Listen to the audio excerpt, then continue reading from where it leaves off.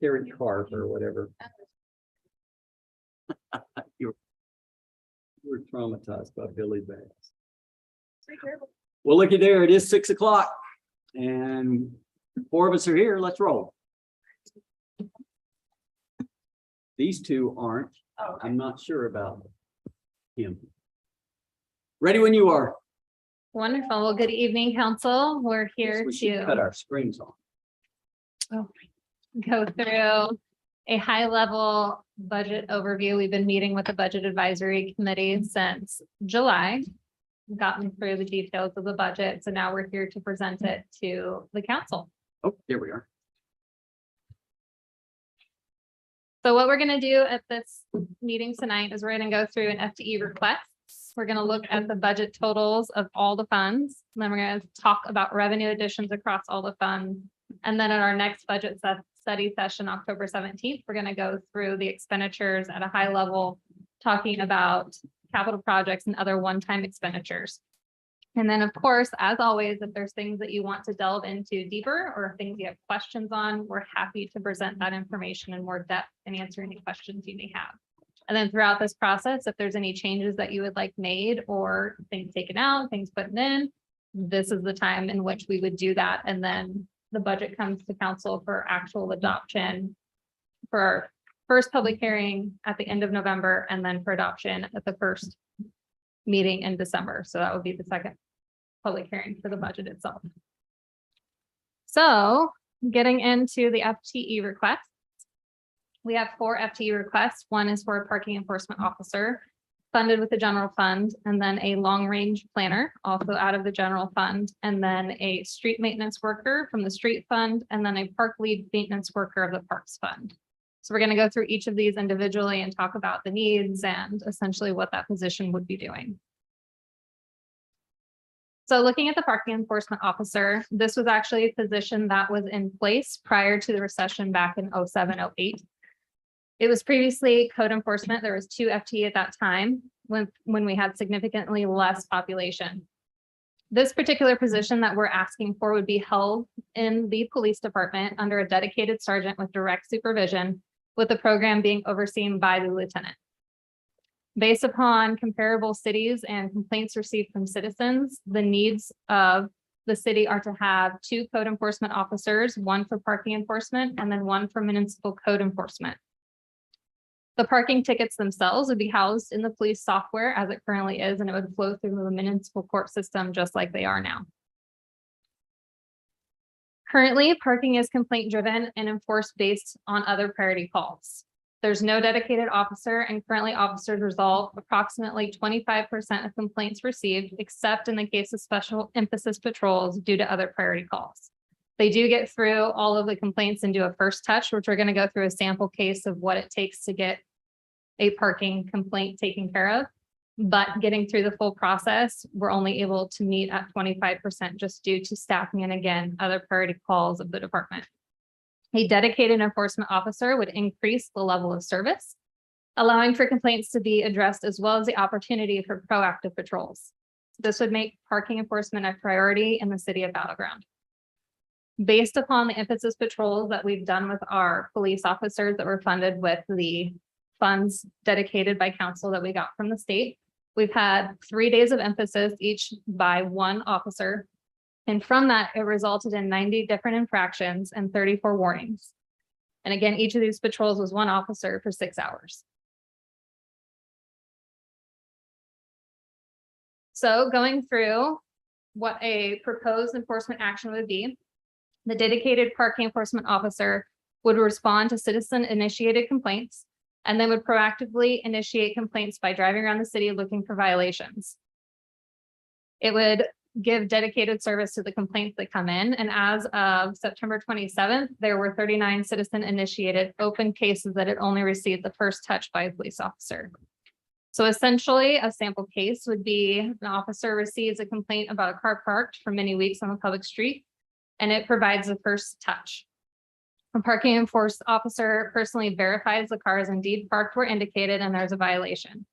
The parking officer marks the street near the tires if apparently abandoned, and then the parking officer attempts to identify the registered owner. This may take several different steps, including Department of Licensing or Department of Motor Vehicle Records check, including a VIN check, knocking on nearby residents' doors, tracking down phone numbers for out-of-area owners, and then a second touch would then need to happen. A parking officer would attempt at least one more time to contact the owner. And then the third touch, with or without owner contact, the parking officer will return after 72 hours to verify the vehicle hasn't moved and call for a tow truck to impound the vehicle. These 3 steps need to be repeated many times before the impound is possible. For example, if the vehicle is moved some feet before the 72 hours, the officer would start over with observation and a tow warning notice. So we have Chief Fort here who can answer questions on what this all means and give more examples if necessary, but this is the time we're going to open it up for discussion about this position.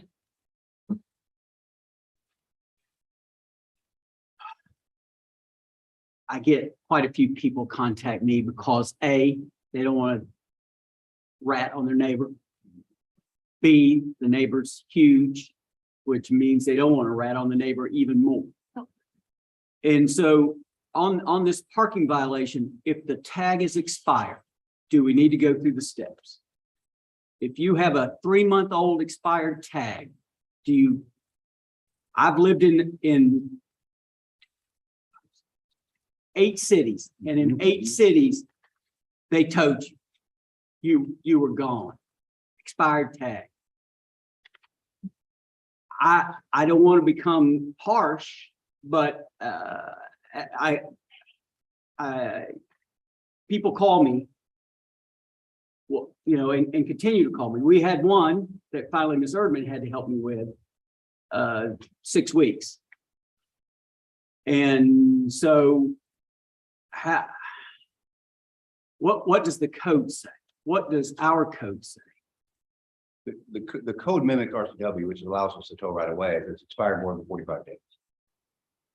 I'm coming to the fact in my neighborhood currently, there are 3 out-of-state cars with 2-year or more expired plates. At what point do we say enough's enough? If your 2-year-old Oregon plate is sitting on the side of the road, or a car with no plate, as you and I have talked about, there are dealers across in Portland who have employees with their Johnson Motors on the back. No Washington plate, no Oregon plate. That seems to me that should go. Over on Scotton, there's a guy running a business out of his house over there in the little private neighborhood. There isn't enough room to park all his cars, so his untagged cars sit on Scotton. Should they not go?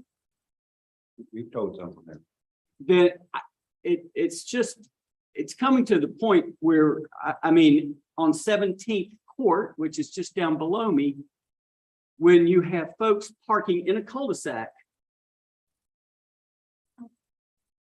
six deep, and some double parked. Double park seems like that should be when a police officer rolls through there and sees a double parked car in a cul-de-sac. Seems like that should go, because you've got roughly 30 feet of car sticking out into the cul-de-sac. Cars. I don't want us to become incredibly harsh, but we've become so lenient that now people are, I'm sure when this officer did her part of those 90 whatever infractions, I'm sure people called. And if they didn't, they would shock me. Yeah, well, what the hell's going on? Well, we're actually starting to enforce the rules. The idea of a city is that there are rules. If you want to live, I don't want to call it lawless, but if you want to live in the ruleless areas, move to Amble. Stack cars all you want on your property. Will this person have the guidance to say, tags expired, it's October 3rd, tag says July of 2022 or whatever it is, call it and get it towed? Will that person have that authority? They have the authority, yes. Will They they need the have the guidance. backing of the police force? I know they have I'll find the backing for the city council. Will they have the backing of the executive and of the police force? Yeah, and I think that, as Chief indicated, they have the authority to do that. And if that is the policy direction we want to take, that is the direction they would give. I mean, or if you don't want to do that, then whatever the highest ticket is, then we have always been, as an example, and I'll give you another. There's a person in my neighborhood who has a truck that's plate expired in 2020. They won't call it in, but they sure call me to call it in. That truck is still parked there today. At some point, someone, enough with the warning. If you're on a 2-year expired plate, either slap the highest ticket you got, and if he's still there on Thursday, then he's on the back of a wreck. Because it's becoming so with our growth. Well, my question about that though is how much are we able to recover from those tows? Are we, I assume we're charging these people for the tow to the impound and all of Oh yeah, that. they're How much are we actually recovering from that though? The tow company recovers that. So if they Okay, tow- so it doesn't, yeah, you go to see Johnson Towing, and Mr. Johnson, Mrs. Johnson gets gets that. So my brother, I have this truck that I gave him and I never put in his name, Oop. whatever. It's still in my name and I can take it back anytime I want. He doesn't drive it. Anyways, he got it towed and it was just a few days at the tow yard. It was like $600 to get it out. It ain't cheap, and I don't want to throw anyone in a tailspin, Yeah, that was. but I just got my tags. I have a partial electric car, so they hit me for an extra $75. So I pay my $160 on that car. Why can't these people who move here from Oregon, it's pretty easy to tell. If you bought the house in July, you can look online. Mr. Johnson, sir, that's all well and good. You only been here 30 days, but you've owned the house, it says here, since March. I don't want to pay the sales tax either. Well, Yeah. part of the issue too is they don't always transfer the titles. Yeah, 'cause As that's Jerry indicated. expensive. Well, but then that's on her or on whomever. All I'm asking for is this community has always brushed this aside. And it makes for bad neighbors, which brings cops to even more things. And I think this is why we're presenting this solution. Obviously, it's become a priority and a policy decision that we want to tackle this a little bit more heavy-handed. And in order to do that, pulling that away from the officers, because like we said, they get that first touch, but they don't have that time to follow through. The other side of that too is it's a dedicated parking enforcement officer. It's not actually a police officer. So we avoid that kind of conflict between PD and the citizens. So it's different. And I get that. So now when I look at this officer here in roughly 18 hours did 9. So there's 20 days in a week. Is there enough for one person, 20 days, 160 hours, whatever it is, in a month to earn his or her keep? Yeah, I think, we talked about this quite a bit when we were talking about the position, and obviously we have the complaint driven ones that are going to continue to occur. We'll get caught up with those, start to set a standard. They'll be doing active enforcement as well, so they'll be doing their own. And then this position, what we'd like to do is when we create, if it's approved, we'll create the job descriptions to be a code compliance officer. We'll have a specialty in parking and a specialty in municipal code, but they will overlap. So if they do get caught up on those parking enforcement issues, they would overlap and help cover on the municipal code side for animal control and so forth. They cover each other's vacation. So it gives them each kind of a backup, and that would be vice versa. So. And then one more thing from me, and we'll see if anyone else has anything on this. And are we moving away from a complaint-driven system? If this person or any of our cops or anyone else sees something, a car, a truck with Johnson Motors on the back of it for 9 months. I know, I walk by it every day. Can they stop and say, I'm sorry, sir, you cannot drive with Johnson Motors on the back of your truck? Where is your Oregon/Washington, whatever it may be, plate? Yeah. And at that point, I'm hoping that we will step up and say, here's your ticket. Tell it to the judge.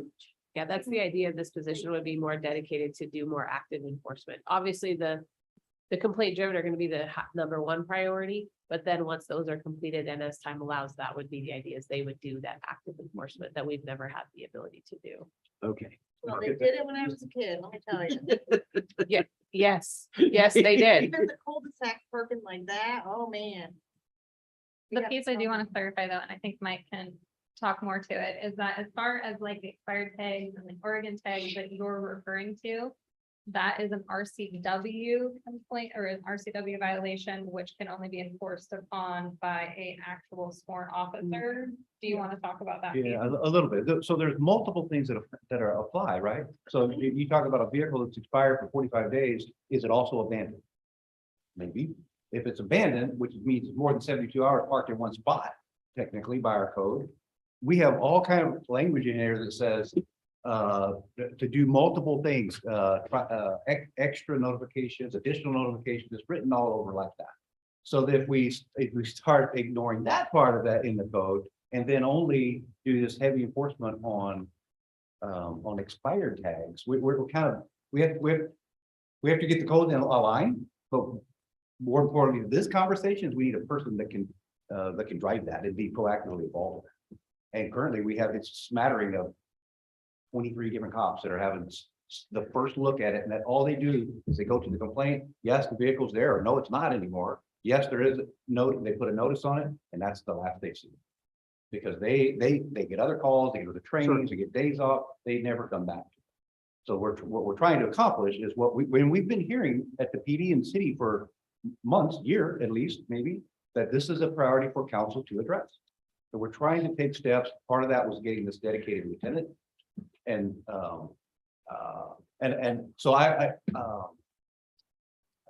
so we can have at least some direct oversight with our lieutenant and then a sergeant that's overseeing this one person. That's what we're trying to get to. If it's and if it's not a council-wide priority, maybe we just need to know that. And So you say this person will report to a sergeant. Well, they're 4 on 4 off. Is that correct? Lieutenant, no. it would be So report to the this- lieutenant, right? Oh, yes. Okay. ma'am. No, so this person will be housed with our detective. With our detective sergeant Okay. that works 8 to 5 or 7 to 5, whatever during the week. And the lieutenant also is working the same hours, same shifts. That creates a better direct supervision. So that answers Ms. Lowry's question then of Bob, the parking guy, cannot do an RCW type event, but the detective sergeant and or the lieutenant can do that. Yes, exactly. And so there shouldn't be any drop of anything because of for years, we've had problems with Oregon plated cars. Not so bad now. Well, I don't want to say that. I have That's not that true. one in my parking lot that's- right now. That's not true. It was Oregon driver's licenses and we had a problem. But and the cops were like, that's the state patrol's business. The top cop at that point in the city, that's the state patrol's business, not ours. Either we own the 7 square miles because we complain to the state about the highway because, the highway runs through our 7 square miles. So either we own the 7 square miles or we don't. And the top cop at that point told us that Oregon plated cars were the venue of the state patrol and nothing less. And there was one guy, he's probably gone now, and probably no one took his spot. There's one guy and that was it. And so it was irritating at best. That is a pretty significant investigation. Another reason why that is housed in the detective. I mean, the kind of the way this is building out is our detective sergeant, our SROs, the parking person, will all be housed in one unit. Kind of an administrative type unit, Pardon? an administrative, Yes, and investigative. More, I would say more than administrative, yes. And they're this Monday through Friday, day shift stuff where they're always working for the most part, same time, same hours, same sergeant, same lieutenant. So you will get exponentially more work from a parking person dedicated in this fashion than just the hit and miss that you get currently. and then if we take her statement she just made, she lives in an apartment complex. We've been told in the past that you can't go into apartment complexes because that's private property and marked cars. So she has an Oregon plated car that parks next to her. So is because we certainly go in there when there's a domestic violence complaint, and we certainly go in there if someone tags something. So can we go in and mark a car, an Oregon plated car? We can conduct a criminal investigation. Yes. That's where that's where those Oregon plates come from. They don't register. It becomes a criminal violation. We can do that.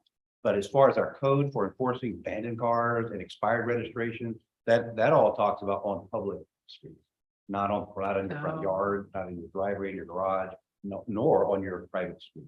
So some we can enforce, some we cannot. Oregon plates specifically failing to register your transfer into Washington, yes, we can enforce that.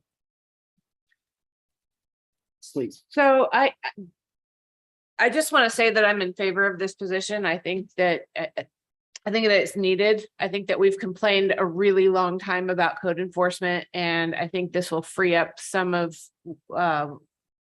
what Brent's responsibility is when they're not doing parking enforcement. One thing, and maybe we don't have the authority to tell you who to hire, obviously, but I really hope that you choose somebody that's going to be very organized, somebody who is able to be that enforcement piece, but also be really good with data, and to really have a good tracking system for who they have already contacted, who they, some type of a spreadsheet or a database, aside from the code enforcement one that you guys have had, because I just don't think that that's a very good program, to be honest. I just don't think that it has enough space for the code enforcement people to, document things and stuff like that. So my biggest thing is that whoever you decide to hire, please let them be an organized person. Sure. Well, because some of those can be fought in court, can't they? Yeah, they all get there. So they would have to, their Thursdays may be taken up in some court action, but still not a reason not to do it. So anyone else, and then we'll move on to whomever's next and beat that horse. Seeing none. And as you all are aware, all of this is a level of service. So currently, we're not meeting the level of service that's desired by those that preside, as well as our citizens. So this would help alleviate that. And as always, just because you decide something now doesn't mean in a year or 2 years you can't reassess and look at it and say, is this meeting the level of service that we wanted or intended? And then you can modify it to be what you want. So Just what she said. If you don't have the data, it never happened if it wasn't written down. perfect. All right, so moving on. So our next FTE request is for a long-range planner. So essentially what this would be doing is bringing consultant work in-house. $150,000 of professional services was removed from the original budget to bring this position in-house, including an Old Town master plan and comprehensive plan work. In addition, we have some other master plans for parks we'll be talking about at our next study session, that some of those funds could also be reduced with this position.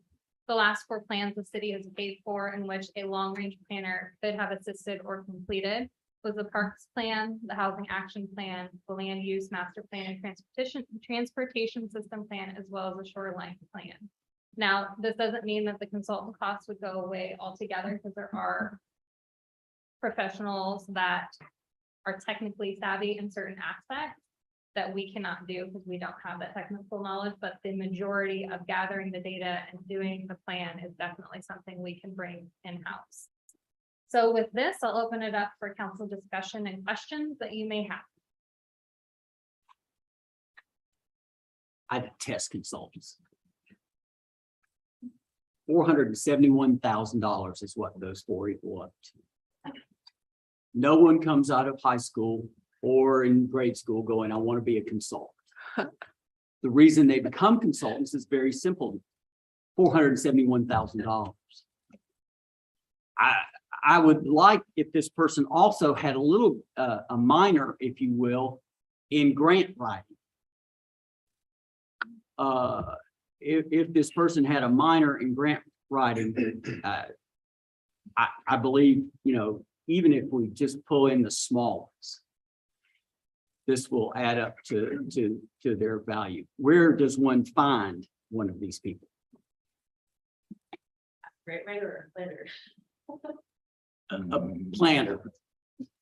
Where does one find a planner? Really? Consultants that washed up? No, I mean, just like we hired our assistant planner out of grad school. We've got some, you know, that are working for other jurisdictions. So we look at him, and not just because he's the latest. He's master's degree. And we look at these four here. What's the does he have the qualifications to do Well, that? someone straight out of college, no, probably not. The long range, you're gonna need a little bit more experience and have some time under your belt with, you know, how long range planning works and forecasting for the future. So we'd be looking for someone that probably had a little bit more experience, worked for a jurisdiction in the past, had done consulting work in the past.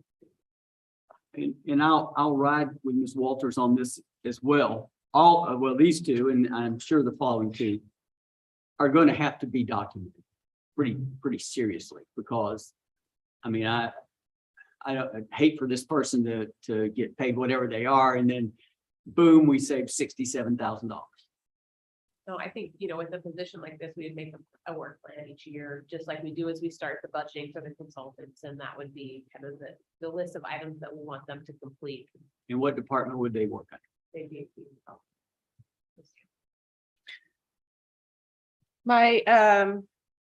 My biggest thing about this is also, I also don't care for consultants, especially consultants who come from big cities.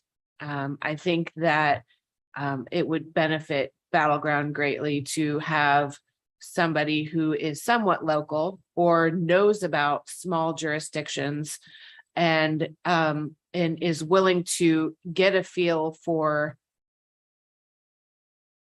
the theme of our city and what it is that our small city wants to be. And that's really my biggest thing with this. I think that the cost savings is a big deal, but I also like the fact that we can mold this person into something that will reflect what Battleground wants to be. So. And I think you bring up a good point too. You're gonna get products that are more usable for your jurisdiction. And you're gonna get someone that's done a parks plan and done a land use plan. They've heard from the public on both sides. They can pull all that together. As when you hire a consultant, they only hear the one side of it. You get more of a cookie cutter. So it'd definitely be more tailored to the city itself. And we get 500-page binders. We do. And we actually just had this conversation today with Clark Regional as we were going through their budget. Because they have their general. They plan. love Yeah, and so we had this exact conversation with the way inflation is and the cost of components. We suggested even to them, like maybe we start looking at in-house instead of. Anyone else? I don't have a problem with this at all. Thought I would when I saw it, but I don't know. From your lips to God's ears. Our next position we're requesting is for street maintenance worker. Currently, we have 2 full-time employees and 10 seasonal workers, which is equivalent to about 5.85 full-time employees. We have 191.2 lane miles throughout the city to maintain.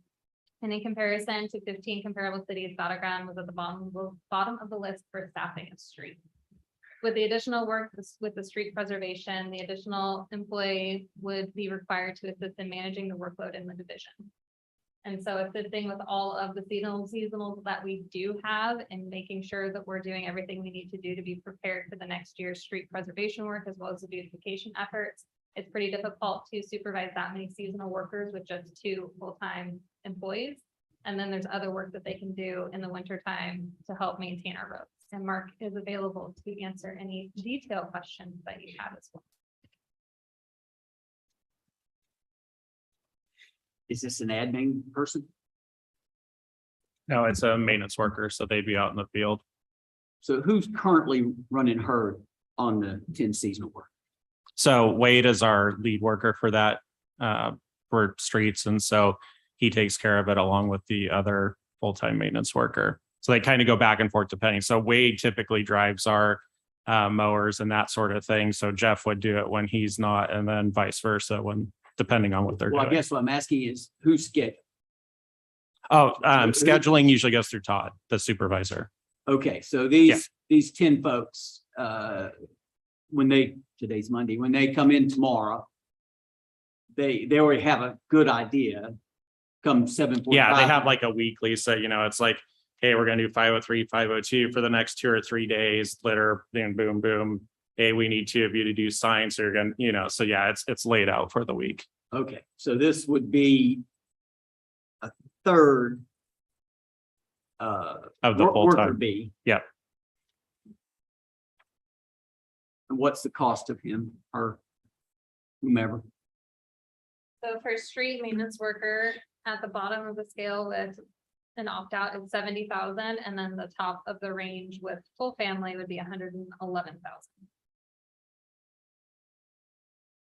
70 to 101, depending on who we have. It's a lot of money. That comes from the street fund, right? Correct, it'd be the street fund, so it'd be the additional funds that we got with TBD as well as the transfer from general. And how much sits in there now In the in the street fund? How roughly? cash? Is that what we're asking? Well, it's hard. I'm to say assuming because we you're do- not holding bonds and stocks in there. So yes, ma'am, I would think. So when we're looking at the cash balance of street, we do transfer from the general fund into it to fund it. It doesn't really sustain itself. So there's a few $100,000 sitting there in the fund balance, but that based upon where we're at year to date, we still have Q4 transfer to do as well as a transfer from Can't read it. So small. TBD I didn't bring my readers. I'm thank to you. that for that street preservation work. In addition, that's where our street preservation, all of the road work that's happened as well, all the construction work going on with the slurry field that hasn't been invoiced yet. So asking where the cash balance is. So this person will be roughly our employee, a TBD employee. Essentially, that's why we're asking for it, is because of the additional funds going into the street preservation program. Yes, And we said the value of the TBD over a year was, or it should, could be. 807,000 approximately. That's not including any of the big projects that could be coming up, right? That's just the sales tax we would be collecting. That's with just the plan. sales tax. Okay, but not, okay. It could be more, could be less. It could be more, it could be less. Correct. Okay. Mark, it's a requirement. You got to have him or her, no questions. Yeah, in my mind, it's, and from my perspective for Public Works, it's the biggest need. We just have so many streets and so few people to manage them that it's my highest priority. I mean, if we don't approve it, we can't complain about them not having the people to do it. Well, except in this sense that trying to get these 10 seasonal workers is become a chore. Mhm. Yeah, and that's one of, I don't know if it was in the bullet points, but one of the items that it's good is we've had very good success getting full-time employees, but like you said, the seasonals have been difficult. So this provides a little bit of buffer if we continue, because the last 2 years we have not been full with How many did we have seasonals. this year? We had 18 budgeted. We got to 17 at one point.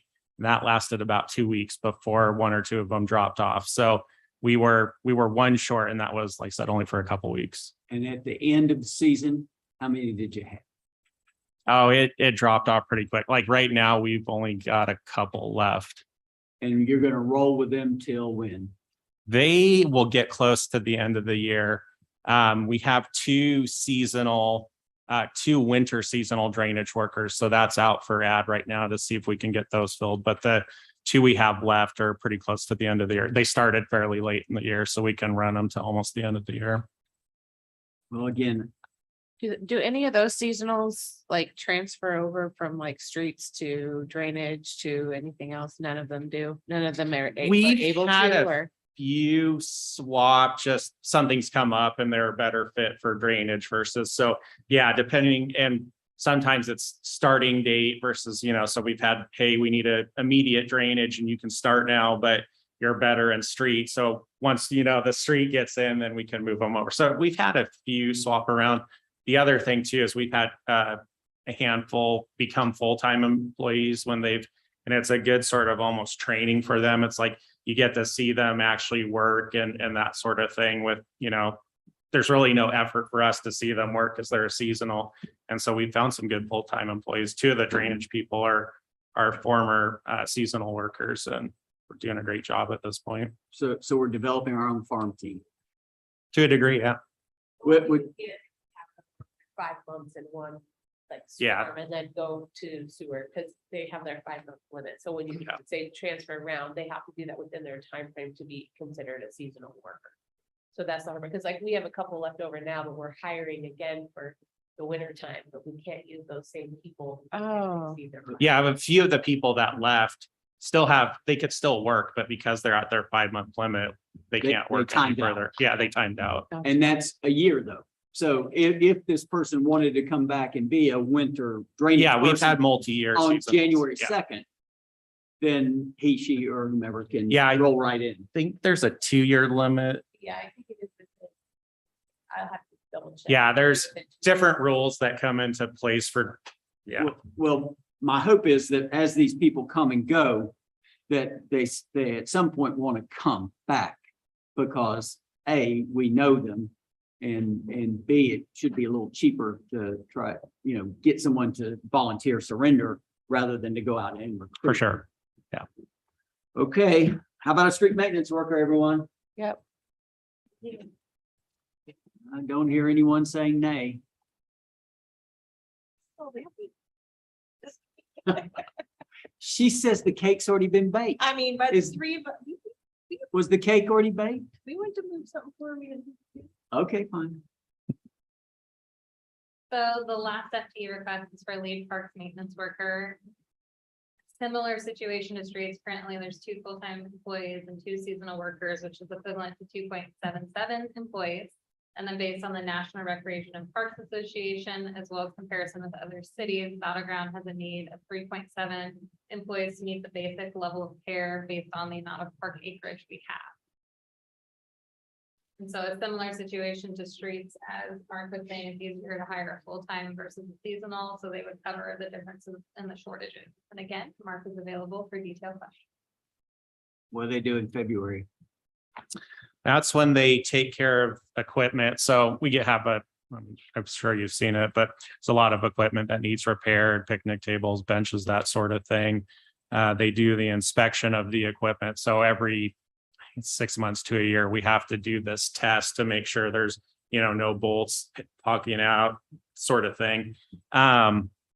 Things I've personally on my list is we have a lot of flower beds throughout the park that get sort of basic care during mowing season, but not the fine tuning that I would prefer. So that's kind of what I want to see, is get the weeding done, the new bark dust, when stuff's not growing, it's a good time to hit it, get it prepared for the summer when it would grow and not happen. So things like that, kind of the stuff that, because all we're doing is mowing during the summer, doesn't get done. And when this person is a lead Parks supervisor? That just means they kind of set the timing for the group. So each group has a lead worker except for Parks right now. And so they kind of work with Todd or Dawn to get kind of their marching orders, and then they sort of go from there and say, okay, this group's going to do this, we're going to do that. So they're a little bit more in charge of the group. And are they Jacks of all trades, Jills of all trades? In their Painters, in their particular field, yes. Painters, Yeah, so landscapers. they should be able to do landscaping. They should, in our job description, they have to pass that test in order to do the inspections of the equipment. There's carpentry work with the wood repairs, getting rid of, so yeah, they need to show that they can do all of that. And what does this position pay? Or what is it projected? So Better eyes. at the bottom of the range with an opt-out, it's 78,000 up to fully loaded with full family, as well as top of the range, 122,000. 78 to 122. Yes, So I have a question about the winter months, or like February and stuff. Do they go out and like de-ice and do things like that at the parks, to make sure they're safe? Yeah, so Right. they've helped. So since we only have the 2 streets workers, they drive the 2 plows. Then we typically have 2 of the drainage workers help with the sanders and that sort of thing. And then parks and facilities usually go about and do the, city hall, the buildings, parks, that sort of thing, clearing sidewalks and that. So yes, they do. Always. Yeah. No matter the weather. Okay. anyone else? I hear no nays. Okay. So moving on to, this is just a snapshot. I don't expect you to read that. This is just the overall city taking our 24 funds and putting it into the different types of funds, like the general fund, our reserves fund, parks fund, capital fund, etc. And so overall, we're expected to have $70 million in revenue with total expenditures of 69 million, putting about 1.2 million into fund balance. So moving on.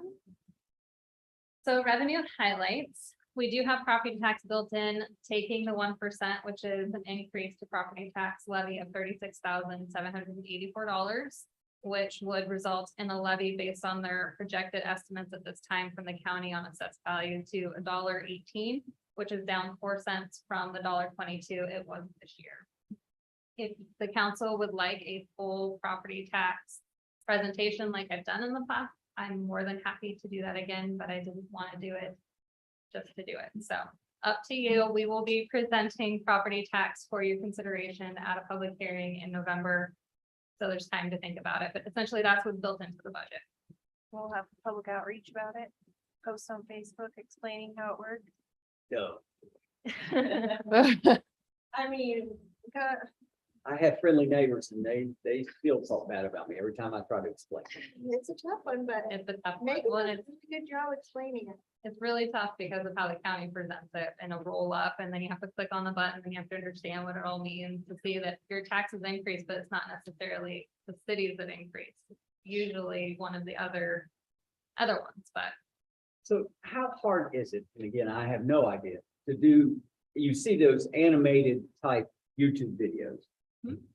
Where things magically appear on the whiteboard, I have no idea how to do stuff. Is that difficult?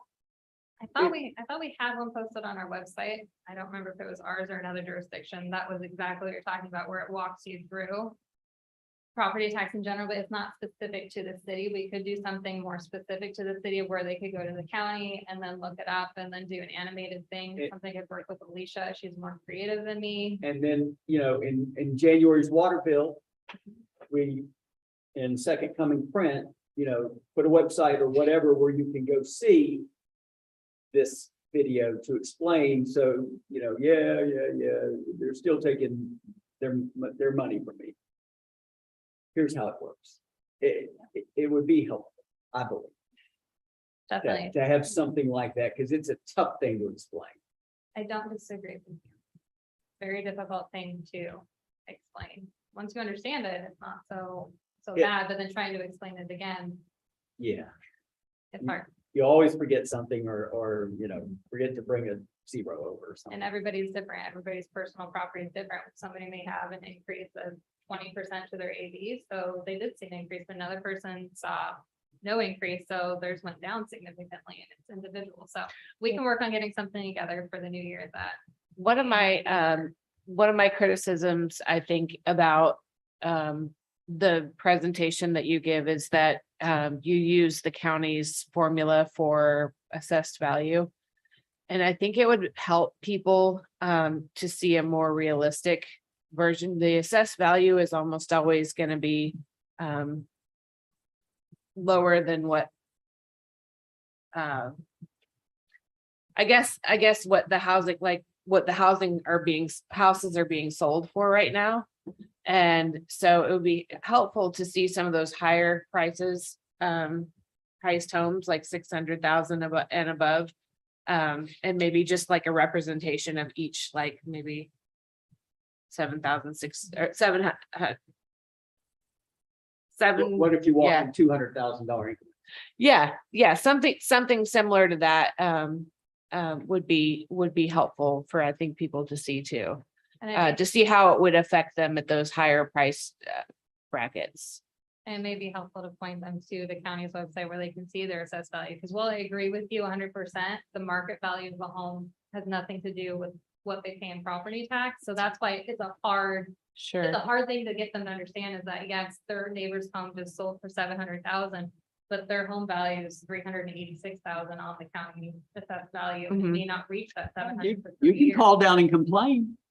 Right? But I think that you're very correct. I think we could give an example home that's sold and then go to the assessed value and kind of walk them through that. Yes, So then they can actually see that the home that's recently sold. Maybe that would help. Yeah. I appreciate the feedback. Like I said, this is something I see every day, and so hearing what it takes for someone to understand it or what's confusing is very helpful. So I appreciate it. I also see the TBD on there on January's water bill. Let's just state that we're 8.7 or 8.8, I would assume at that point, because the county took theirs as well. Do all the businesses get notified through the Department of Revenue or whatever? Yeah, DOR squares that up. Okay. They do all that notification, which is why they want such a long period of time before implementation. Very few people probably look at their receipt, and very few businesses, I think, lay the number out there. But in the interest of being upfront, we should be upfront. Well, we could do another video, much like, I like that idea, because that would be a visual representation of what it is and what it's going for. The piece of it is us, and another piece is the county and what that means to them. So I really like how she did the video about the streets, and I think that would be a really good like continuation of our communications, outgoing communications.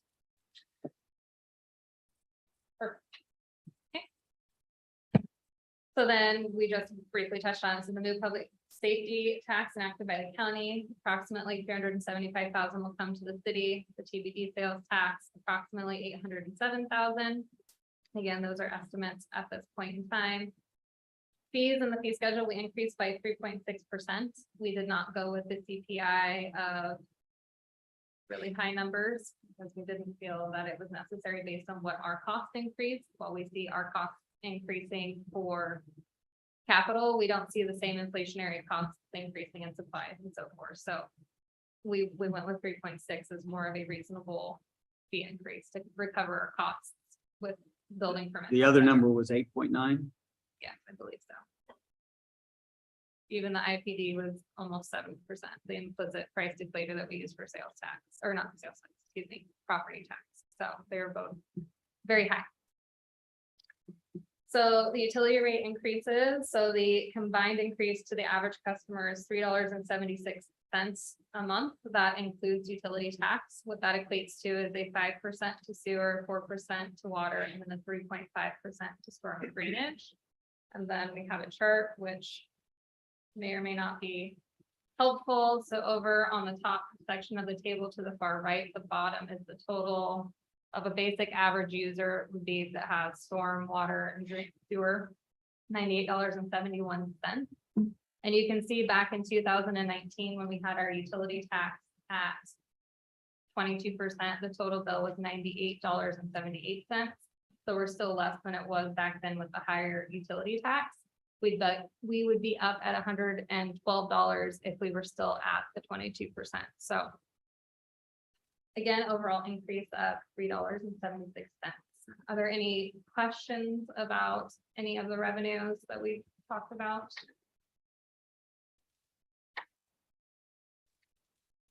Perfect. Well, that's all I had tonight. So it's actually very exciting. Right. And the one thing just to highlight real quickly too, I think that the next session we'll go through some of the big highlighted items that are one-time expenditures. But if there's other things that you guys are interested in or need more information, please let us know and we will set that aside. Because since we have the budget committee, we aren't going full dive into this unless asked if there's specific things. So please communicate with staff if there's questions. Well, we assumed they and you spent hours, Yes. so the highlights will be fine, I believe, and if there's something in there, we can certainly dig it out. Well, the time is 6:51. We'll gather back again in 9 minutes.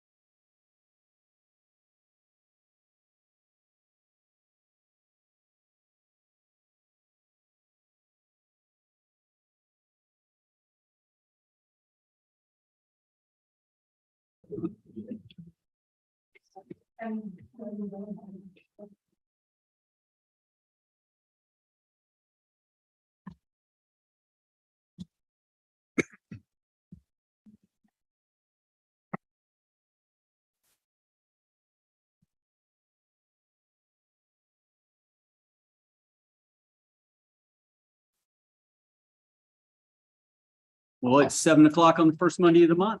Let's get started with the Pledge of Allegiance, please, if you will.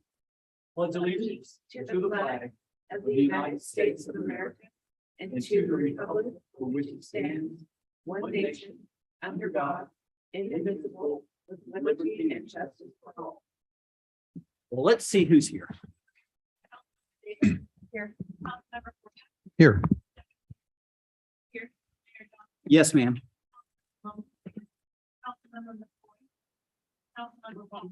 Here. Thank you.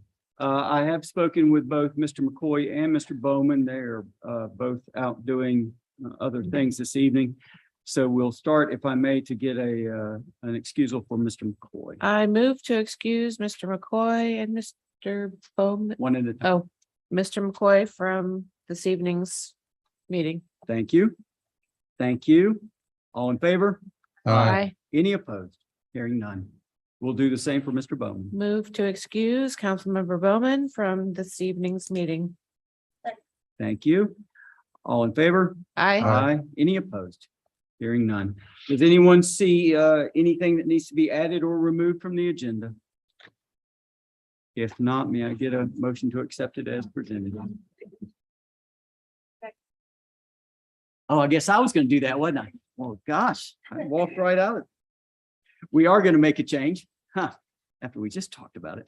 We are going to remove the executive session at the end for Mr. Bowman and Mr. McCoy not being here. So there will not be an executive session this evening. May I get a motion to amend the agenda saying so? So moved. Thank you, sir. Second. Thank you, ma'am. Any questions? Hearing none. All in favor? Aye. Any opposed? There we are. We'll, I don't see Miss Wade on there, Miss Cody.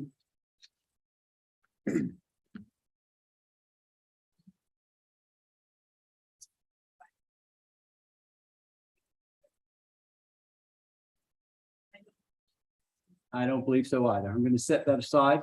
If she happens to roll in, Zoom can be very temperamental. We'll continue on then. Council, on in your packet was resolution 22-12, the support for a criminal justice training commission, regional police training campus in Clark County. Those have been have gone forward to every city council. I think 3 of them have approved them, and the other 4 are this week when they meet along with us. Does anyone have any questions about that? Move to adopt resolution 22-12 as presented. Thank you. That's the wrong one, sorry. Move to. No, you're approve right. Okay, No, you're right. Move to adopt resolution 22-12 as presented. okay. Is there a second? Second. Thank you. Are there any other questions? Are there any questions at all? Hearing none. All in favor? Aye. Any opposed? Hearing none. So we'll forward that on. They'll put all 7 of those together and send them to the governor and to the legislature. And we'll let whatever happens happen. Council member reports. Are there any? Yes, ma'am. I will just report that I attended the 100 years of football at on Friday night, and the ceremony was amazing. The band sounded amazing. The JROTC did their thing out there, and I really appreciated seeing the increased police presence. So that's all I have. Perfect. Anyone else? Seeing none, we'll move along. Looky there, we are making time. Citizens communications, I do see you 2 ladies. It's the proclamation. Oh, she's not here. Sorry. She's not here. Got it. Okay. I do see you ladies in the back. We'll start with Miss Etheridge, since I can read yours and I can't read the other. But we'll move from there. Welcome aboard. Thank you. Yes, ma'am. So I was here before. My name is Cynthia Etheridge and I live at 812, and you're in trouble. 812 Southeast Rasmussen Boulevard, and I call it the Rasmussen Expressway. I was here last fall with my friend over the fact of speeders on Rasmussen Boulevard between Grace, and that's a terrible intersection. We need a light there between Grace and Parkway. And then we probably need a light there too. Oh, I first was going to give you kudos first. Thank you for taking out the little cedar tree at Rasmussen and Parkway, because if you look south, you couldn't see because this tree was going to grow there. And everybody knows who lives in the neighborhood, you have to come out into the street because you can't see. So you have to, so the people turning left always come all the way around to turn left onto Rasmussen. So we need a light there, particularly when that road opens up all the way through to Maine, because that's going to be another pass-through street. So I'm hoping for, there has been no increased police presence. I've seen a police car there once. So either some speed humps so that the buses can get by, or one of those lighted meters that checks their speed. I don't know, but it's not gotten any better. They're just going really fast, particularly on a Friday night. I should have gone out there with my phone this week because it just sounds like a speedway. So And just a quick question, what is the speed limit there? 25. It is 25. It's a neighborhood and it's easy. I can understand it. It's a boulevard, people thinking that they can just go straight through, but there are kids, there are dogs. I mean, it's, it's just not safe. We spoke about that earlier this evening and something similar. So maybe Right. things will turn your way. Yes, because a newsletter came out too. So it said education and what is the third one? And enforcement was one of them too. So yeah, engineering, that's what it was. So we want for more enforcement. Thank you. Thank you. Come on up, Kathy. Oh, We're set this on writing, we're just okay? very friendly people. Welcome aboard. Thank you. I have an issue with not having a sidewalk I live on 6th. Okay, my name is Kathy Jellica. I live at 805 Southeast 6th Street in Battleground. And I love to walk to Main Street and visit all the businesses there, but I can't really do it very safely going down Grace because we don't have a sidewalk going from 6th down to Main Street. I was under the impression when I moved here 20 years ago that there was going to be a sidewalk built a few times throughout the 20 years, but it never happened. And I was wondering if maybe that could happen for safety reasons. Walking down Grace from 6th Street is rather dangerous. So that's mine. Well, it's both of your evenings. There's a good chance. I won't say there's a great chance, but there's a good chance you may get your wishes. That would be wonderful. Hopefully it's So, happens quicker if- than Parkway. If the did. stars align and whomever needs to smile upon us, hopefully things will work out for you as well. That would be wonderful. Thank you very much. Yes, for your ma'am. time. Thank you for coming. Thank you. Nothing tonight, big guy? Okay, just hanging out with us. Always pleasure to have you. I don't see anyone else, so we'll just let that roll. Consent agenda, does any person see anything that needs to be removed? If not, is there Move a to motion? approve the consent agenda as presented. Thank you. Second. Yes, ma'am. All in favor? Aye. Aye. Any opposed? Hearing none. CDBG. Ms. Irvin. Thank you, Mayor Johnson. I'm going to turn it over to our public works director, Mr. Ernest. Mr. Mayor, do we have a proclamation to read? The person. The person's not here. Oh, okay. Trying to get in? Well, there she is there. Ms. Wade, is that you, Ms. Wade? Connecting to the audio. Oh, yeah. She was probably fighting with. There she is. Ms. Wade, are you with us? I am. I'm so sorry. It took me a while to find the Zoom versus the live stream. So I've been watching you guys call me. Okay. Zoom is so friendly. We'll go ahead and read the proclamation and then we'll give you a moment or two. Thank you so much. You're more than welcome. Whereas the Americans with Disabilities Act and together with the Individuals with Disabilities Education Act establish the right of adults and children with disabilities to participate fully in all aspects of American society. And whereas the city of Battle Ground supports the goals of equity, opportunity, independent living, and economic self-sufficiency for people with disabilities. And whereas the U.S. Department of Labor chose this year's theme of the National Disability Employment Awareness Month as disability part of the equity equation. And whereas the theme recognizes the vital role people with disabilities play in making the nation's workforce diverse and inclusive. I, Philip Johnson, do hereby reaffirm the principles of the Americans with Disabilities Act and Individuals with Disabilities Education Act by proclaiming October 2022 as Disability Employment Awareness Month in Battle Ground, Washington, and urge citizens to rededicate our community to fulfilling the letter and spirit of the law, and ask policymakers and business leaders to redouble their efforts to benefit from increasing opportunities for meaningful employment of people with disabilities, promote employment in all sectors of our economy, expand employment opportunities for youth with disabilities, and renew our commitment to inclusive workplaces. In witness whereof, I have hereunto set my hand and caused the seal of the city this date. Ms. Wade, please. Thank you so much. So, as you guys know, I'm Kristen Wade with Clark County Developmental Disabilities Program. I'm a program coordinator here. And as you guys know, each year we have the advisory board hosts a Disability Employment Awareness Awards ceremony. This year, the event will be on October 5th. So that's this Wednesday from 4 p.m. to 6 p.m. And many of the nominees and award winners are former students of our local school districts and of our community. We've also had, just for Battleground, a little piece of little tidbit for you guys. I'm coming to you from Amboy. I have a kiddo in the Battleground High School.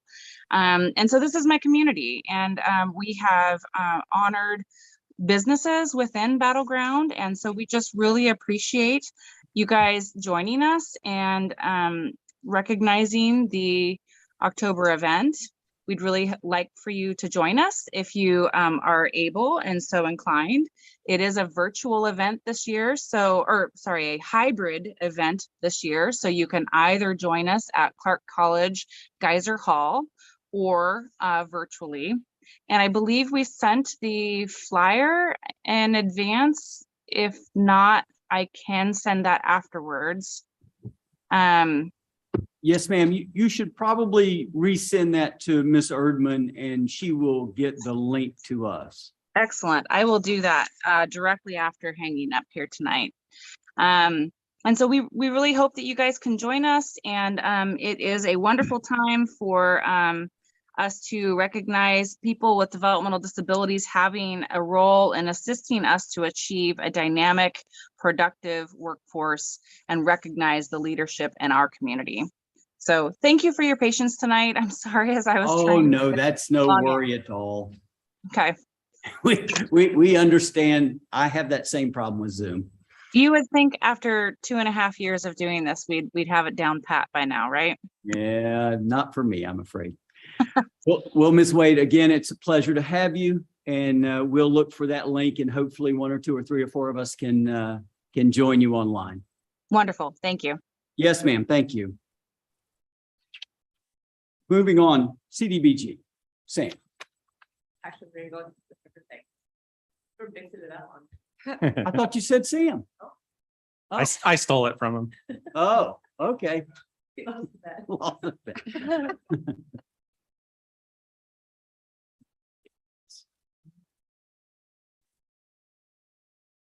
There we go. All right, tonight we're going to talk about CDBG agenda for tonight, give you some quick facts about it, talk about a couple possible projects, talk about the timeline, and then give a chance for questions or comments.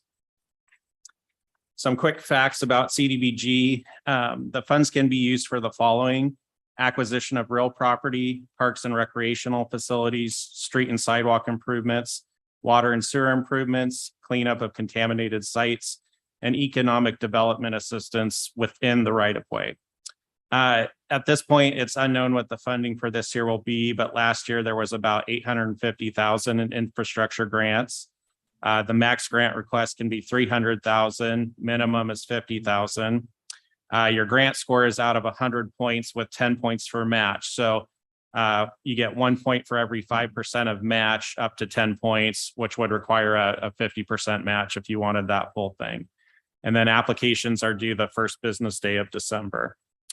One other thing to keep in mind is the project must be in a low to moderate income neighborhood. So if you look at the kind of map on the left, it's essentially any area that's in green.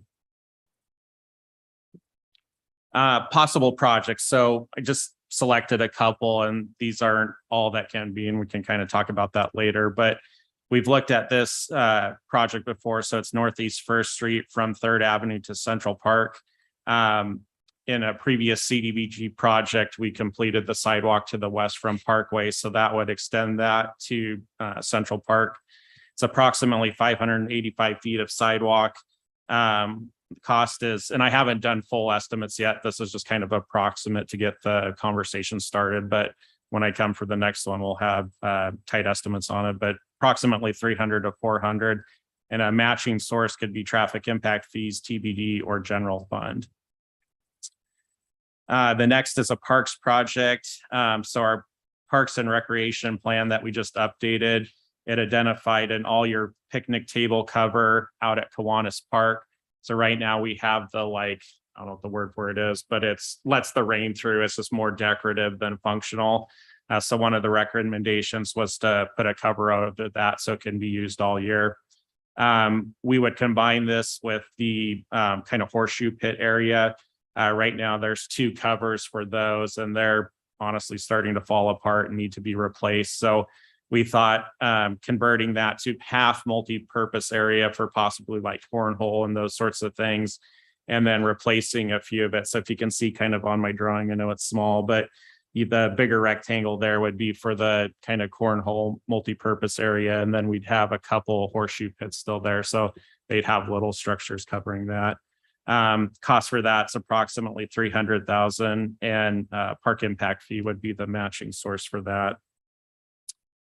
Timeline, this is the initial presentation. We would jump to a public hearing at the next council meeting, and then I would ask for a final recommendation at the November 7th meeting. Kind of concurrently, I'm going to take it to Planning Commission. So they'll do their initial presentation October 12th, and they'll have their public hearing final recommendation October 19th. So at the November 7th meeting, I'll be able to, you know, kind of combine the 2 responses, and then we can choose which one we want to go with. A couple of the questions I have is there any other projects that you want me to investigate before we decide on one? And then what percentage of match should we look at? If you go back to the neighborhoods, so we kind of have an idea. The green map, yeah. If someone has an Yeah. idea. Yes, ma'am. I just want to say I really like the idea of going with Kiwanis Park. I've been in favor of that since we started doing them, because we always do street projects. And I see other people come in and present things like this, and I wonder why we don't do it. So it's nice to see something like this being presented, and I am very favorable of the park upgrades. It's definitely something we need in our community, especially with all the rain. So, yeah, you did a good job. Thank you. Yes. At one point, we had the Wooden Creek, the little walking bridge. In Hidden Glen Park. Was it hidden? Yes, Hidden Glen. Is that has that fallen off, or is that, do we have something going on with that, or? I think we can add it. I just want to confirm that it's in the neighborhood. I'm trying to get my map here. I believe it's on the north side. So I do think it falls into the neighborhood, so I can add that to the next. I'll get a cost and everything, and Okay, yeah, that was confirm I'm reading the map correctly. all I have. Yes, ma'am. I like the Kiwanis Park idea as well, but my question is, for the other areas in green, what are we looking at for possibilities? Is there, I mean, do we have specific locations in each of the green, or those are the only two thought of? Those are the only two I've thought of at this point. I know in BG2, kind of in the northwest corner, there's another picnic shelter in one of the parks over there that's proposed in the Parks Master Plan. So that would fit with that one. I don't have anything off the top of my head for the others.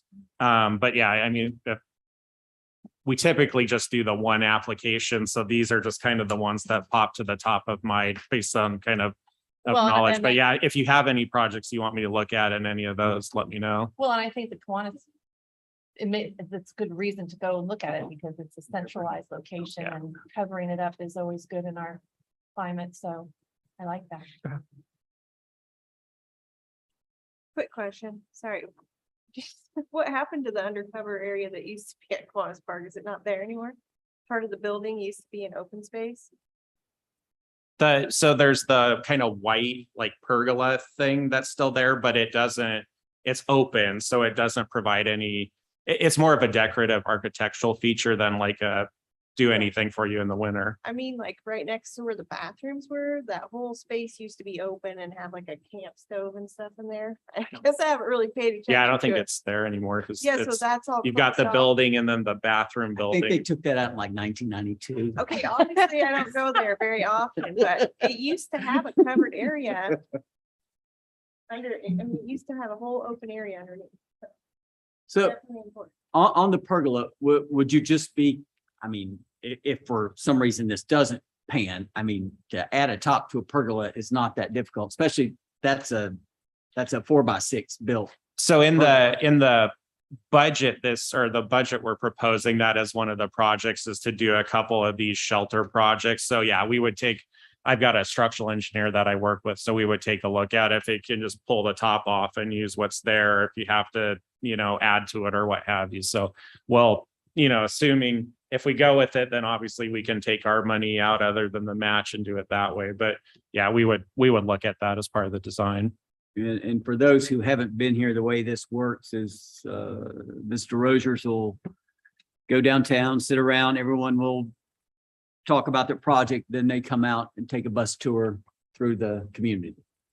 And Sam usually does that part. Mark, Or in this Emily. case, in this case, Mark would get on the bus along with Mr. Rozier or myself and kind of explain what we're looking at. So you're making a plea, if that's the proper term, to the 5 other cities. It's not to Vancouver, to the 5 other cities and to the county for this part of this $900,000.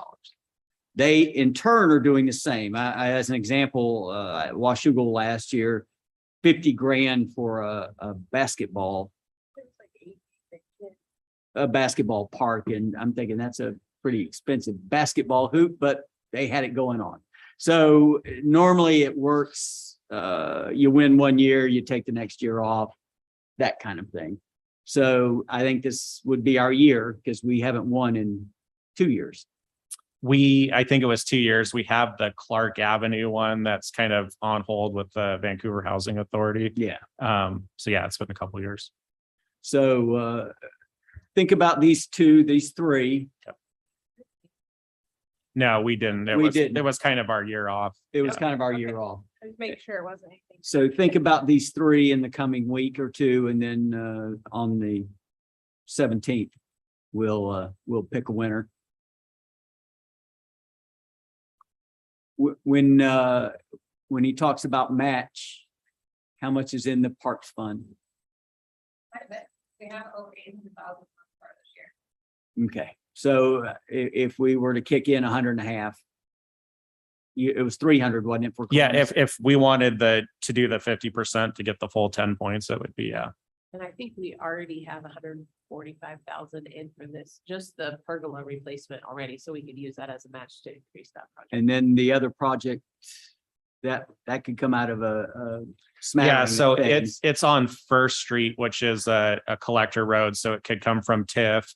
You could choose to do TBD for it, and then it could always be general fund. So you honestly, it has a lot of flexibility with sources. And the TIF fund currently, so there's a dollar or two there to do that. So, and then I was way off. only by half. And then the bridge, I'll look at that. So if it's in the parks plan and as one of the PIF eligible projects, it could be that. I just don't know off the top of my head. If not, it would be general fund. okay, so we will see these three in on the 17th binder that comes to us. Yep. Okey doke. Any other questions of Mark? Hearing none. Thank you, sir. Moving on to we're going to hear from Mark. The interim pump station policy, Mark, Ms. Erdman, then Mark. Yep. Anyway. I don't have a fancy presentation for this one, but we presented this a couple meetings ago. Seemed like council was comfortable with it, so I hadn't made any changes. I did send it through legal. And Kirk didn't have any changes to either the resolution or the policy. So unless there's any questions, I don't have much to add. And Are we again, making a motion on this one? Yeah. 2211. yes, there is one. Okay. And again, just to kind of refresh, So it's a pass around. Yeah, so the goal of the policy is we run into situations sometimes where we have a development that's ready to go, and because of intervening properties, they can't move forward. This would allow council the authority based on kind of what's set into policy to say, yes, we approve a temporary pump station that would let you get around it until the ultimate system's built. Then that pump station would get abandoned. Built into the policy, and in the future, the fee schedule, there's costs for them to pay for a few years worth of maintenance and a couple other things. So it's generally I think a positive policy. Does anyone have any questions? There is a motion to be made. Yeah, I'll make a motion. Yes, ma'am. I'd make a motion to approve resolution 2211 interim pump station policy Thank as you. presented. Yes, ma'am. Yes, ma'am. Any questions? Hearing none, all in favor? Aye. Any opposed? Hearing none as well. Moving on. Okay, Ms. Erdman, we're coming to the MFTE. It's your turn to try to explain that. Hope that works out for you. Thanks, Mayor Johnson. I'll do my best. Well, as you guys are aware, we worked with Deacon Development in the process of approving their development agreement to implement a multifamily housing tax exemption program. What we did with Deacon was approve an 8-year tax exemption with 10% of that being affordable housing. So in order to do that, part of the development agreement said we would go back to and pull together an ordinance. So per the RCW, we have to have an ordinance and a program built out within the city. So as part of your packet, there is a draft ordinance. There's a few things I want to highlight in here. This is to get the discussion going. The first piece about this is we have to identify those target areas. So obviously we have the target area of the Deacon Development Project. Our original discussion was that we would just do this as a one-time, one-off for those specific parcels, which is not a problem. We can do that. So obviously that will be included in the ordinance. But the other piece I wanted to touch base on and just see if there was any interest, and I'm going to share this with that.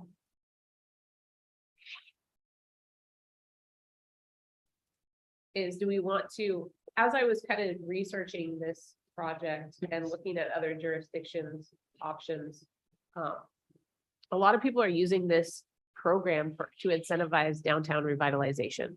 So that was one thought, if we wanted to include the downtown area as part of this. So you can see in our planning documents, this is a map straight out of our land use plan. The Old Town District was one that I thought maybe we wanted to include. Now, I don't know if we want to include the entire Old Town District, but one thought, is we've talked about going out to the legislature this year, legislation this year to lobby for some planning dollars to redo the downtown Main Street revitalization, looking at transportation alternatives, looking at better design options. So is this something, if we want to include in this, to maybe incentivize some redevelopment opportunities in the downtown area? So this map right here is something I just took a quick screenshot of the properties along Main Street from Parkway to Grace. And this does cover the properties that are on both First Street, Northeast and South, or North and South First Streets as well. Because if we do go down that path, we may be looking at revitalizing some of those streets as part of that downtown corridor with some transportation aspects involved. So that's kind of the first question at hand. Now we can stop there, or Let's don't muddy the water. Okay. So with the idea of the Deacon property, which of course is next to the hotel, yeah, that's just would be these 3 parcels here that have been highlighted. okey doke, and if you'll go back to number 2 now. And then that's it is the tall rectangle, is that the high school? No, No, so this is. no, the Parkway high school's to the east, left, I'm to the sorry. left, yeah. Okay. It's essentially this is- Parkway to Grace. Yeah, so this, and then we can play with this. This was just kind of an idea. I just kind of highlighted these real quickly to get an idea of that core downtown. Old Town. And if we were to take the program and say it was okay in this neighborhood, what would be the city's hope in getting out of that? What do we hope would come from that? I think you're looking to incentivize redevelopment. So, you know, if we have downtown businesses that are looking to refurbish, maybe build from the ground up, then you're incentivizing them to put the housing on top, essentially, maybe get a little bit better development on the bottom. And so would this, does our code allow that in It this would area? allow just above the ground floor. Okay, so we could have live, work, play. You could. Yeah, it would just incentivize that live work option. If we want to go down that path in our downtown, that, you know, that's up to you guys as policymakers, but currently our code allows for it above the ground floor. You have a question? Yes. Please. Have we had any conversations with the school district to see how 8 to 12 years of no taxes coming in would affect them? Not directly with the district, no. I feel like that's kind of an important thing for us to do as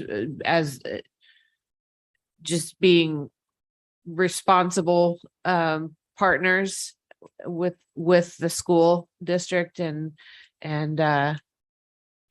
I feel like it's one of those things that I would rather go out to them and have these conversations with them before we make any decisions about this program, aside from whatever has been decided about the Deacon development.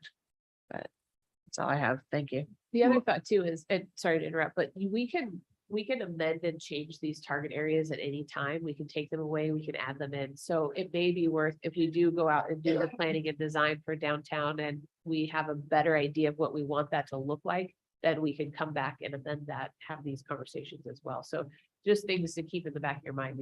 This could be a moving target as well. I do like the ideas that you came up with as far as the requirement for extra parking and some of the other things that you stipulated in there. And I think there was some good thought that went into that.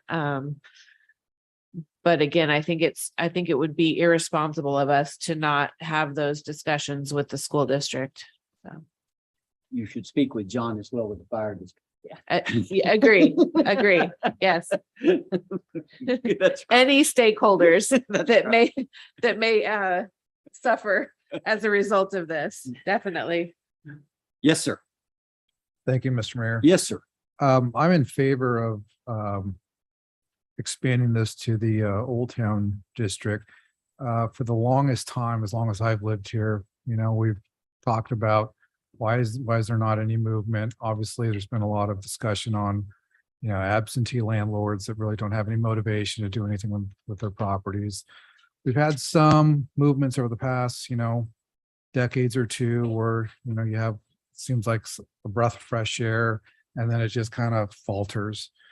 And I think it would be excellent to incentivize redevelopment in this area. And let's be frank here, you're not going to have every single one of these lots be jumping for this tax exemption program. And it really only takes one to be redeveloped successfully and then drives up values throughout the whole corridor right there. And then you really don't need the tax exemption anymore because you're going off of market demand. So I'm in favor of this. This is something that's very common in many cities. And I think this would help spur some movement in Old Town. Thank you, Mr. Mayor. Yes, sir. Does the code allow, I mean, what's the, if we're concerned about the school board, what does the code allow for an apartment building in this area? How many apartments could you stack on top of a retail outlet, I guess, is what I'm asking. As long as you have the space that you could fit within your boundaries of your lot and the height requirement. What is the height requirement? 40, 55? Yeah, 5.5 stories, 55 feet overall, I believe. 5.5 stories. So, 4 stories, no, because 34 stories. Beacon got I think it's pushing 4, depending on the design of the building. But then you would have to They sort got out, a site exception or a height exception in the DA, and theirs was 4 stories. you'd have to sort out the parking and all of that. 60.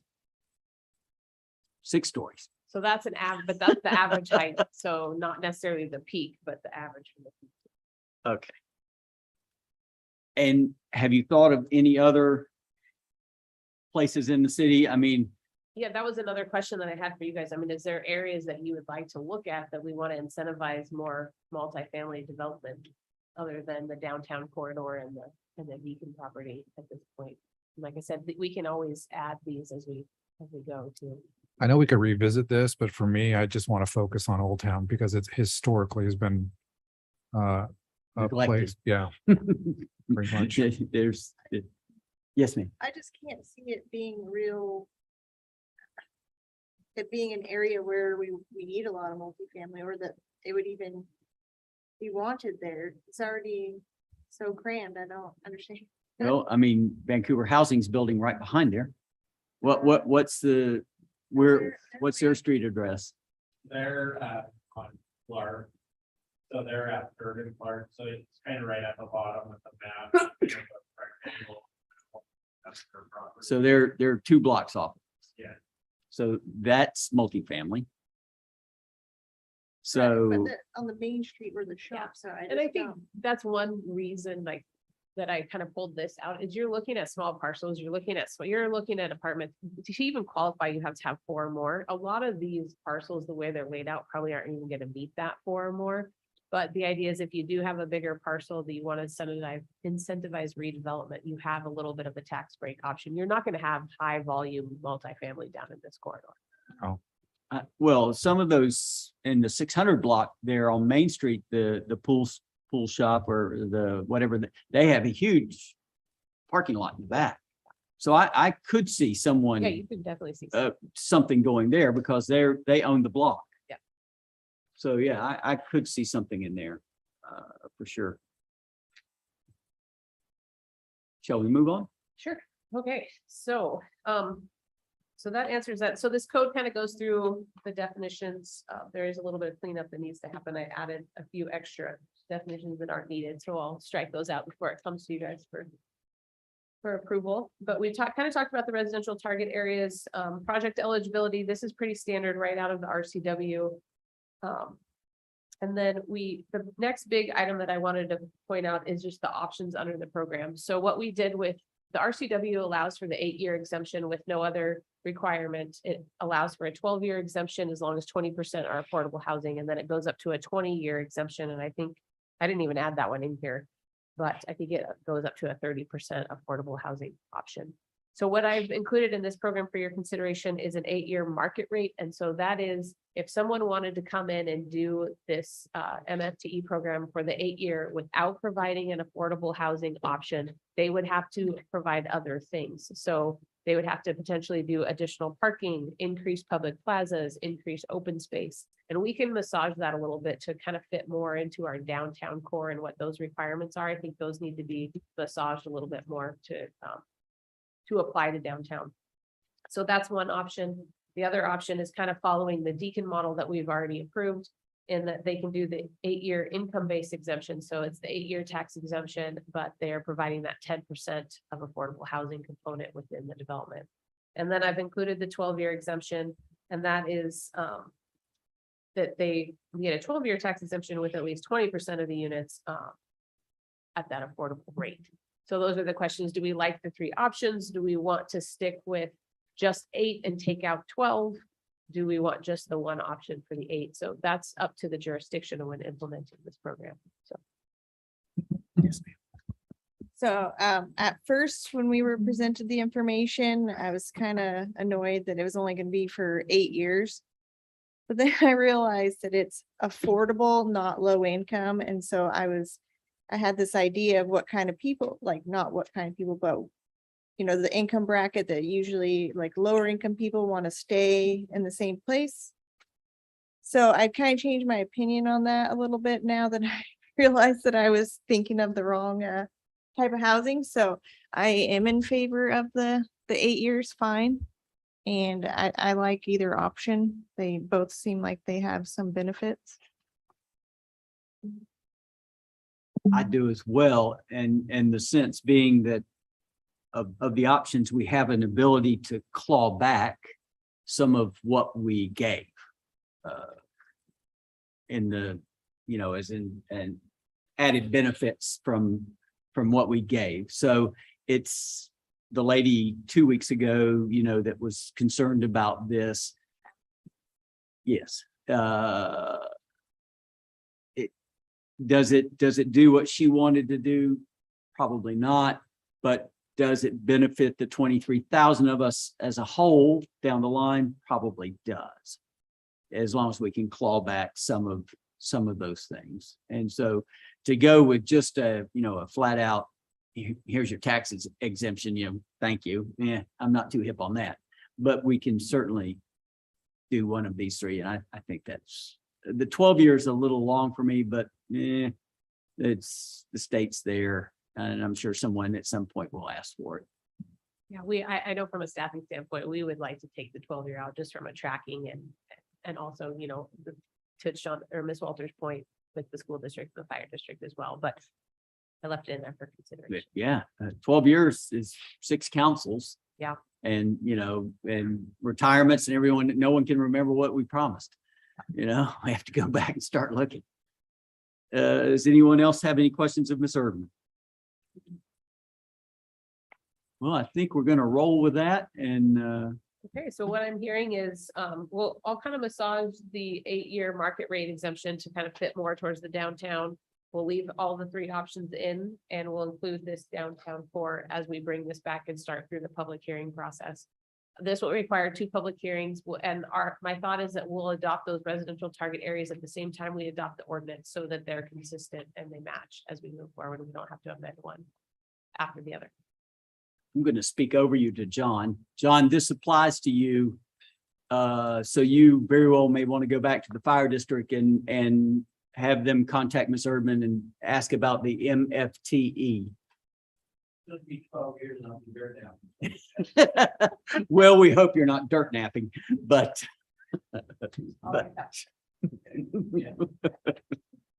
we wish you a long and healthy life. Okay, moving on to administrative reports. Just real quickly, Ms. Larry sent out the preliminary budget on Friday, so I just wanted to put on the record that is the proposed balanced budget for your review. So as you are aware, we started this evening in study sessions going through that.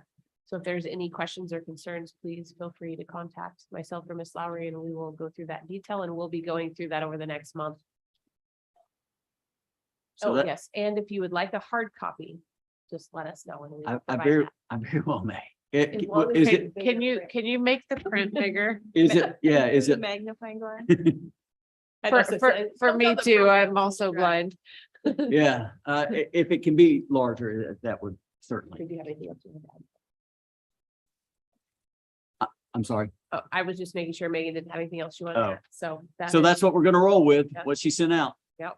Okay, well, we'll see how far it rolls. And we will try to get some hard copies with larger fonts and see what we can do. Perfect. Council communications, does anyone have anything? I will say that on Saturday, Mr. McCoy, Mr. Rogers and I went to the Battleground Education Foundation fundraising affair. It was fun. They had quite the crowd and raised somewhat, we think, around 50 grand, which is quite a few dollars. So it was a nice affair. Great It- venue. Yeah, the place looked nice. Everything looked nice. I didn't realize it was an in-person too. I thought it was just the online. I just found that out today, that there was an in-person. Yeah. Oh, yeah. It was really nice too. They could actually use the kitchen. Yes. Yeah, That was a big change. Sodexo, Think so? the school lunch people furnished the meal. So, yeah, and there were lunch ladies there. Brought me back to, like 1968 when I loved my little lunch lady in second grade. Okay, well, that's enough of that. Anyone else? Seeing nothing. Next meeting is on the 17th of October. Excuse me, I'm moving ahead. 17th of October at 6 o'clock for a study session. See you then. Got me all upset.